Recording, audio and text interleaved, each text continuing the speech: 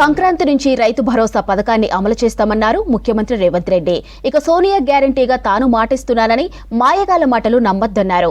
ఇటు రుణమాఫీ సంపూర్ణమైందన్న Revanth human errors ఉంటే సరిచేస్తామని చెప్పారు. ఇక ప్రజలకు సన్నబియ్యం ఇస్తామన్న మాటను నిలబెట్టుకుంటామని చెప్పారు సీఎం రేవంత్ రెడ్డి.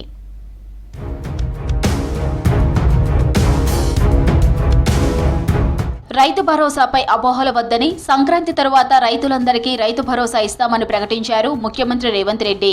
విధి విధానాలను మంత్రివర్గ ఉపసంఘం ఖరారు చేస్తుందని చెప్పారు.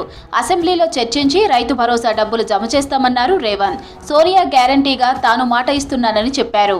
విధి విధానాలకు సంబంధించి మంత్రివర్గ ఉపసంఘం వేసిన బట్టి విక్రమార్క గారు, పొంగులేటి శ్రీనివాసరెడ్డి గారు, తుమ్మల నాగేశ్వరరావు గారు ఇతర మంత్రుల చేత మంత్రివర్గ ఉపసంఘాన్ని విధి విధానాలను ఖరారు చేయడానికి వేసినాం.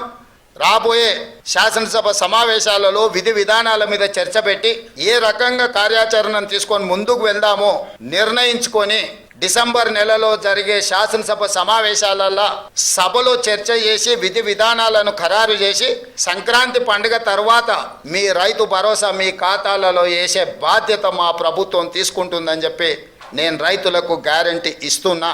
2 లక్షల వరకు ఉన్న రుణమాఫీ సంపూర్ణమైందన్నారు ముఖ్యమంత్రి రేవంత్ రెడ్డి. ఖాతాల్లో పొరపాట్ల వల్ల ఆగిపోయిన వారికి నిన్న రుణమాఫీ చేశామని చెప్పారు. ఏమైనా మానవ తప్పిదాలతో జరగకపోతే మళ్లీ సరిదిద్దుతామన్నారు సీఎం. మా ప్రభుత్వము 2 లక్షల రూపాయల వరకు మాఫీ చేస్తామని మేము స్పష్టంగా ఎలా చెప్పినాము. దాని మీదనే జీవో ఇచ్చినాం.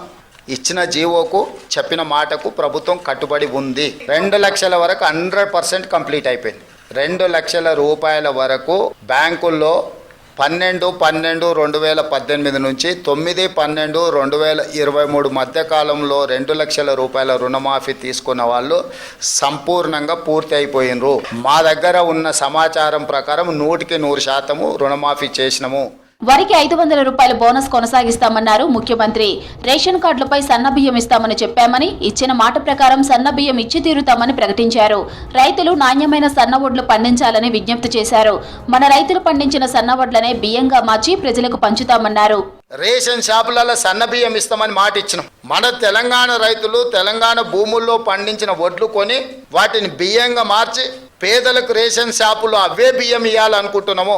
ఈరోజు సంక్షేమ హాస్టళ్లలో ఎస్సీ, ఎస్టీ, బీసీ, మైనారిటీ గురుకులాలు, కస్తూర్బా స్కూళ్ళు, ఏ ప్రభుత్వ పాఠశాలలలో భోజన పథకం అమలు జరుగుతుందో వాళ్ళందరూ కూడా సన్న బియ్యంతోనే భోజనం పెట్టాలి. అది తెలంగాణ నేల మీద పండిన పంటలతోనే వాళ్ళ కడుపు నింపాలన్న ఆలోచన చేస్తున్నాము. నేను రైతులకు విజ్ఞప్తి చేస్తున్నా, మీరు నాణ్యత కలిగిన సన్న వడ్లు పండిస్తే అవి బియ్యంగా మారి తిరిగి మన పేదల కడుపు నింపడానికి అవకాశం ఉంటుంది.